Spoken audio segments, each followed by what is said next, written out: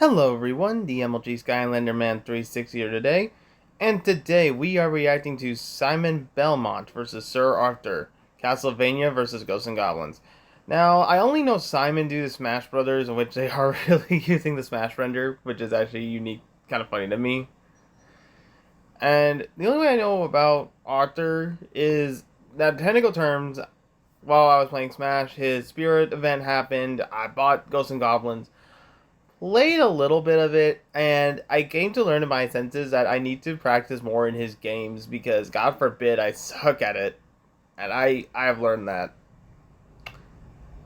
But it's a really great learning experience, and I have also been playing some of Simon's games. Simon's games, as I said, also suck at it, and yeah, I've learned that I suck at both of these games. I am pretty much have a skill issue with both games, so and which it's always a great thing to practice.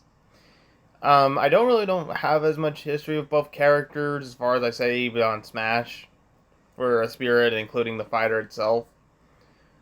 But anyway, guys, without any further ado, let us begin the reaction. Before we begin the episode, I would like to take a minute to say thanks. You guys who watch my videos and helped raise the sub count to 125. Alright. Also, the last episode got over 1,000 views, and for a channel my size, that's crazy. Who knew putting two beloved characters together in a fight to the death can bring people together? I hope we can keep growing together, and with that out of the way, let's kill some more popular characters, shall we? Oh no. Enjoy the episode.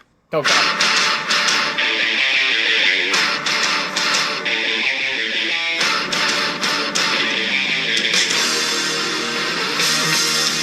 The Dark Ages, an era in human history plagued with misfortune and chaos, which, according to video games, pretty much means zombies and demons.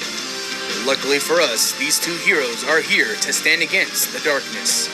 Simon Belmont, the whip-lashing vampire hunter, and Sir Arthur, the knight that fights ghosts and goblins. I'm McGeezus, and I'll go over their origin and skills to determine who would win in this episode of The Debate Club. I really do like this. They always seem to bring out the more like loading screens to show of the character. I do like that. Let's go back to the 11th century, an era that began a war between the light and the darkness. It all started with the knight Leon Belmont and his companion and totally not Dracula, Matthias Conquest. They set out to save Leon's betrothed, Sarah, from this guy called Walter. Long story short, Leon and Matthias killed Walter, Sarah became a whip, and spoiler alert, Matthias was the one who set all this up in order to become the Dark Lord, Dracula. I reject my humanity, Leon. There, I can mark that off the list of jokes I wanted to make. Anyways, feeling pretty steamed that he was manipulating, Leon swore vengeance on Matthias. On that day, the Belmont clan would be embroiled in a cycle of fighting Dracula and his army of darkness, with each generation of Belmont starting from Leon, to Trevor, to Christopher, and in the fourth generation is the vampire-killing poster boy, Simon Belmont.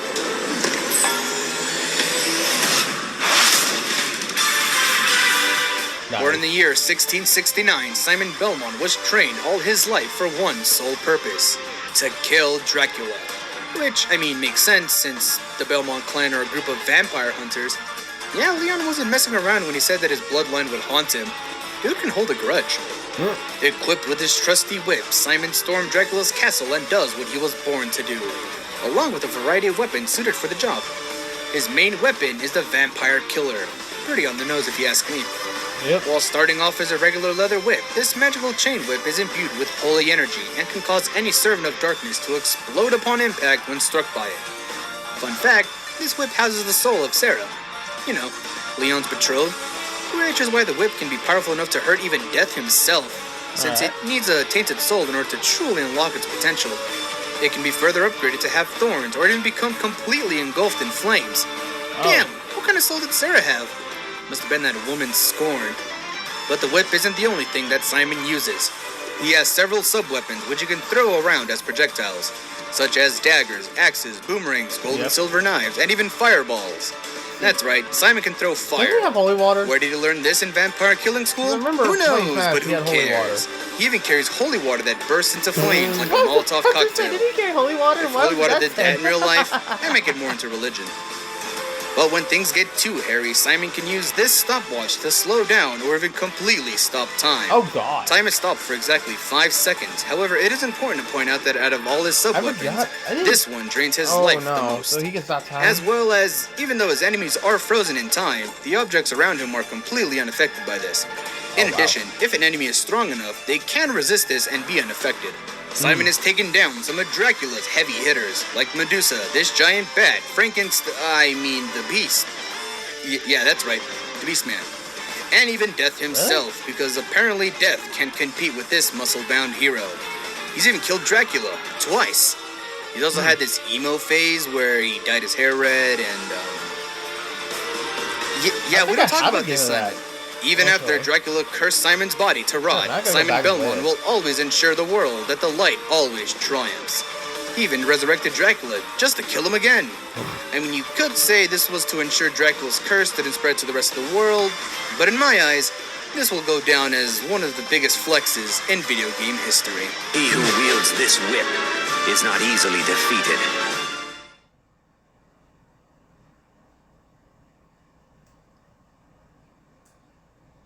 Alright, I wonder what we're going to give Mr. Sir Arthur here, because, like I said, never could beat his games.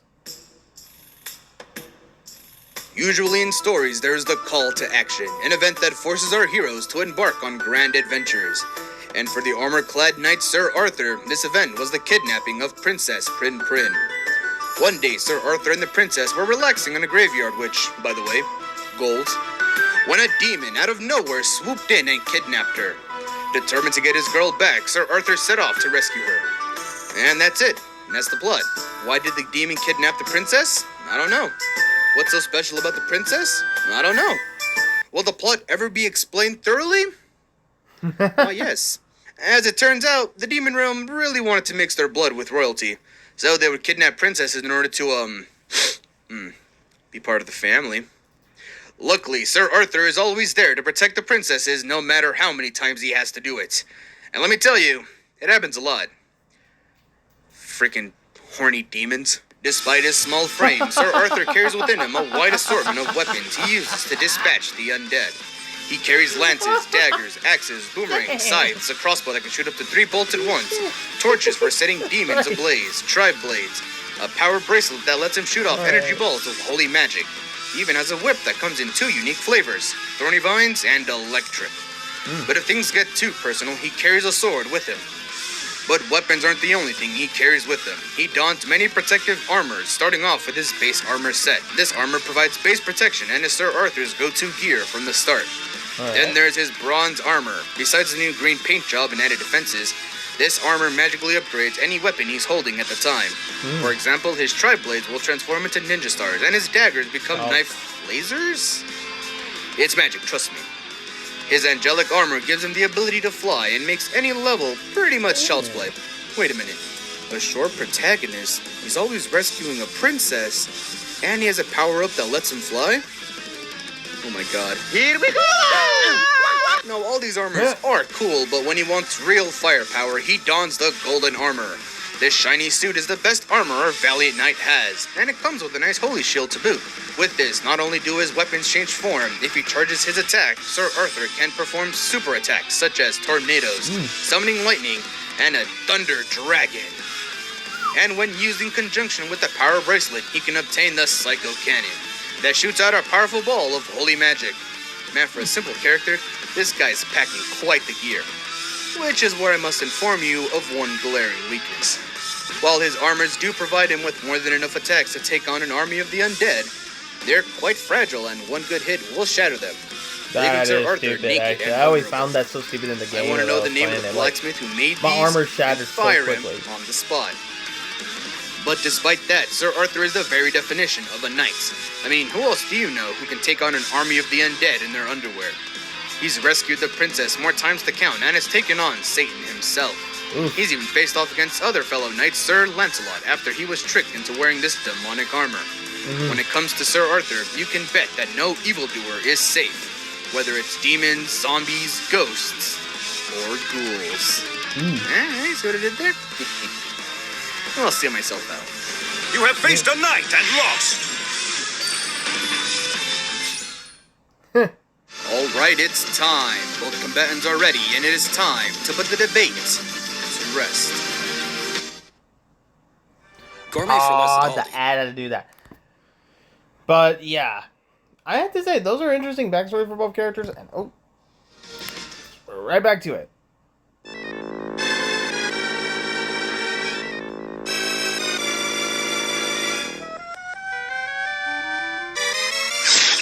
Ooh.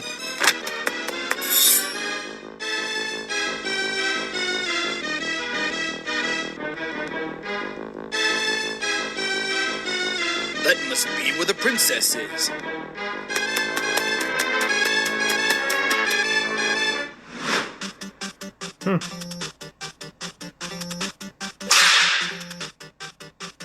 Dang. Ooh, got a little dude.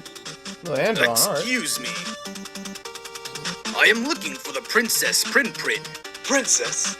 This castle belongs to Dracula. There is no princess here. The princess must be in another castle. Very well. I'll be on my way then.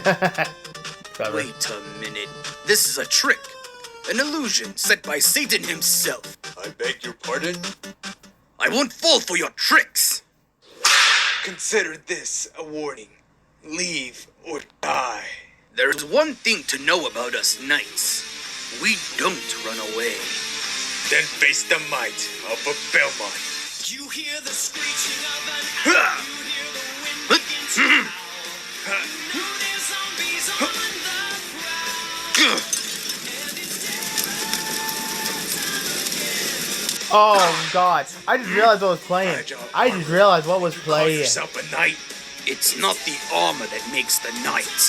It's the fire within. Huh. I just realized what was playing. Oh my god, I was like, I forget. Huzzah! That is like,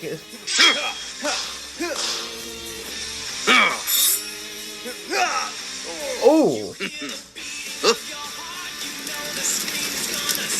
I should go.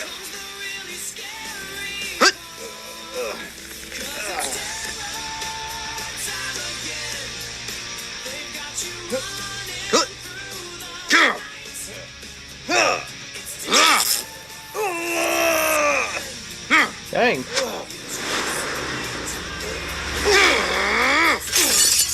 Ooh, All the trees begin to moan. Monsters grunt and groan. Rotting faces full of slime. he's in his gold armor. Are you serious? There's more? This is where you lose. Ah, crap.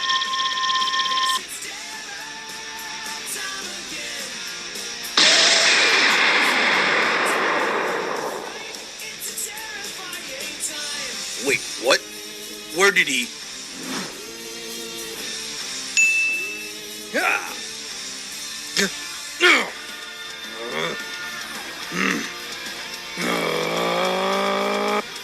Just one more time.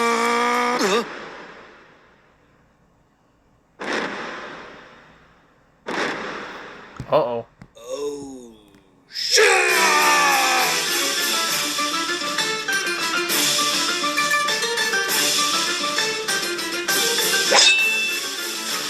This ends now.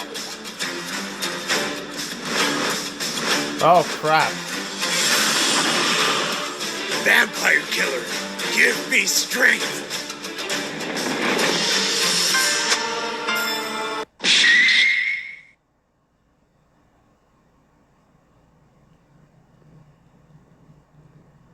What?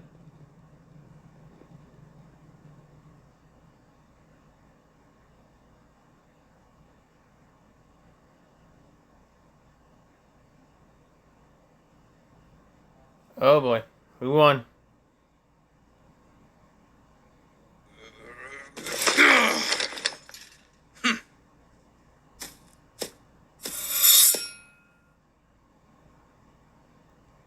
Sir Arthur? You have fought at night and lost. sacred flame! I'm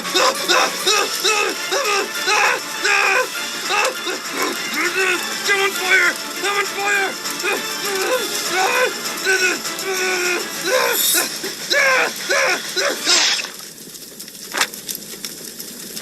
Oh!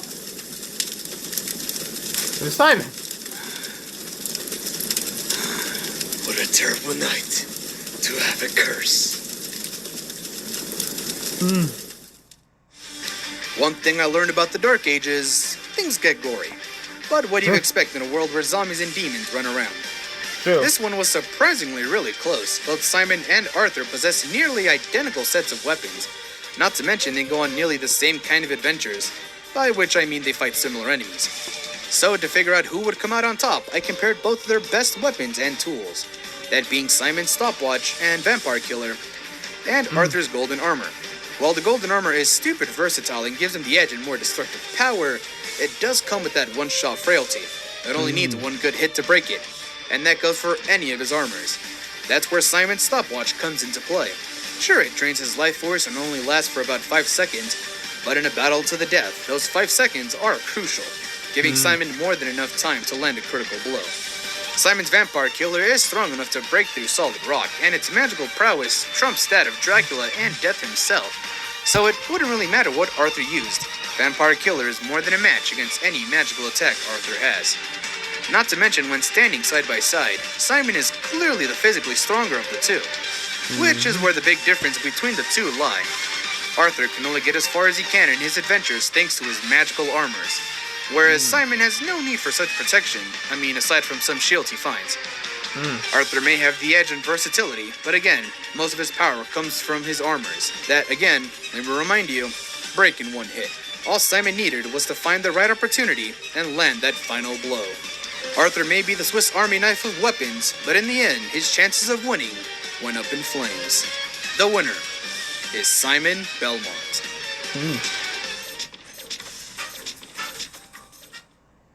Alright, who's next? Ladies and gentlemen, let's get ready to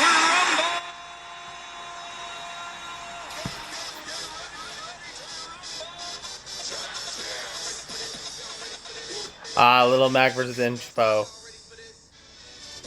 Info,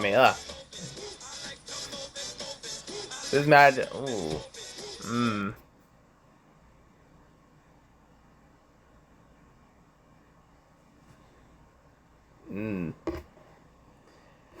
See, that would be harder for me because I don't know the anime comparison with Little Mac's games, and it's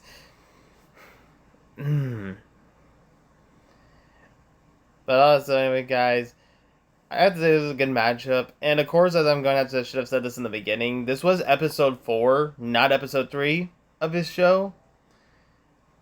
I think he stated that episode 3 got copyrighted, so I don't physically know what happens in that one. But anyway, guys, if you enjoyed that reaction, please like, comment, and subscribe. And please go subscribe to Vault Gaming. This is one of his more interesting matchups. I actually have, not interesting, but more interesting of a match that I've actually... Okay, let me rephrase what I'm about to say with words. These are one of these matchups I've never seen done. And seeing it done now, it's an amazing way to put it into words. Amazing. And that being said, I will see y'all in the next one. Later.